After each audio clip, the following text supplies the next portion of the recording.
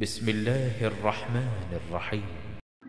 মোহাম্মদপুর মধ্যপাড়া জামে মসজিদ উপস্থিত ভাই এবং বন্ধুগণ, আমি সহ আপনাদের সকলের প্রতি মহান আল্লাহ সুবহানাহু ওয়া তাআলার পক্ষ থেকে সুখ, শান্তি, দয়া ও রহমতের ধারা বর্ষিত হতে থাকুক, আমরা বলি আল্লাহুম্মা আমিন। আজকের জুমার খুতবায় আলোচনার বিষয় সংক্ষিপ্ত টাইম। আনা তালিবুল ইলম, আমি একজন ইসলামের অযোগ্য নগণ্য ছাত্র হিসাবে, সেটি হচ্ছে মৃত্যু, মরণ বা মৌত।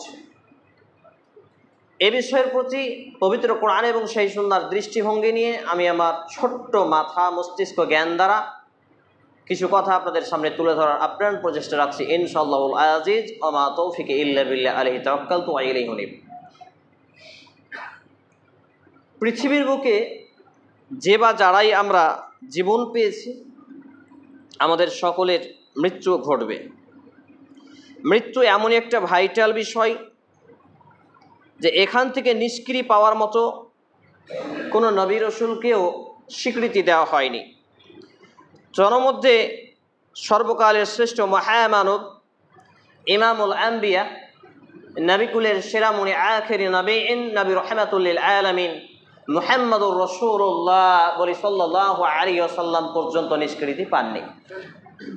63 বছর বয়সে তাকেও এই দুনিয়ার মায়া ত্যাগ করে মৃত্যুকে বরণ করতে হয়েছে। অর্থাৎ আদিপিতা আদম আলাইহিস সালাম থেকে শুরু করে কিয়ামত অবধারিত পর্যন্ত যতগুলো মানুষ, জিন এবং যার মধ্যে প্রাণ বিদ্যমান, তাকেই মৃত্যুর স্বাদ আস্বাদন গ্রহণ করতে হয়েছে এবং করতে হবে আগামীতে। তাই আল্লাহ রাব্বুল ইজ্জাত তিনি একথা জানিয়েছেন সূরা আজ-জুমার 39 নম্বর সূরা 23তম পারা 462 নম্বর পৃষ্ঠা আয়াত নম্বর 30-এ আল্লাহ রাব্বুল ইজ্জাত তার নবী মুহাম্মদ রাসূল সাল্লাল্লাহু আলাইহি সাল্লামকে লক্ষ্য করে বলছেন, ইন্নাকা মাইয়াতুন ওয়া ইন্নাহুম মাইয়াতুন। অর্থাৎ হে নবী, আপনিও মরণশীল, মৃত্যুবরণ করবেন, এবং তারা অর্থাৎ বাকি মানুষরাও মরণশীল, মৃত্যুবরণ করবে। সূরা আজ-জুমার 39 নম্বর সূরা 23তম পারা 462 নম্বর পৃষ্ঠা আয়াত নম্বর 30 আল্লাহ রাব্বুল আলামিন দ্ব্যর্থহীনভাবে 1445 বছর পূর্বে আমাদের কাছে এই মেসেজ দিয়ে গেছে। দুর্ভাগ্যজনক ক্রমে আমরা এই পৃথিবীর বুকে বিচরণ করি, চলাফেরা করি, উঠা বসা, লেনদেন, আদান প্রদান, জীবিকা নির্বাহ থেকে এভরিথিং এ টু জেড প্রত্যেকটা সেক্টরে আমরা আমাদের জীবনকে পরিচালনা করি এইভাবে যে মনে হয় যেন আমরা কোনোদিন মরব না। আমরা এইভাবে এই দুনিয়ার জীবনে, পার্থিব জীবনে চলাফেরা করি যে মনে হয় যেন আমরা কোনোদিন মৃত্যুবরণ করব না, আমরা চিরদিন বেঁচে থাকব। আমাদের এই বাড়ি গাড়ি, জমি জামা, প্রাসাদ, বিল্ডিং, নির্মাণ, ড্রেস পোশাক, চলাফেরা, খাওয়া দাওয়া, উঠা বসা, প্রত্যেকটা সেক্টরে যদি আমরা একটু করে অনুধাবন করি তাহলে উপলব্ধি করতে পারবো।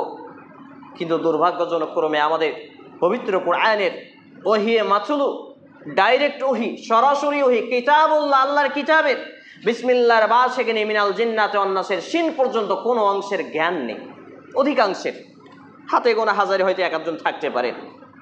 আবার অনেকে আমাদের মধ্যে হাফেজ সাহেব রয়েছেন, তারা কোরআনকে হিফজ করেছেন, কোরআনকে ধারণ করেছেন, কেউ 30 পারা, কেউ 28 পারা, কেউ 25 পারা, কেউ 20 পারা, এইভাবে।